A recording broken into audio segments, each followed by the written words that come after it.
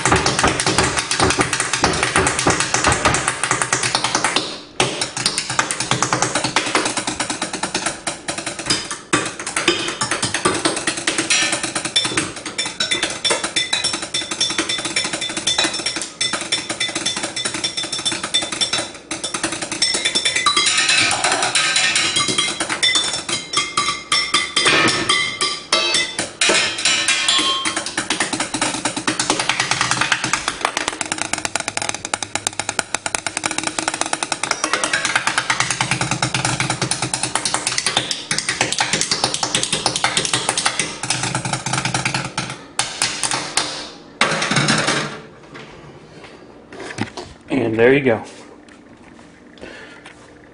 Chopsticks in the kitchen sink.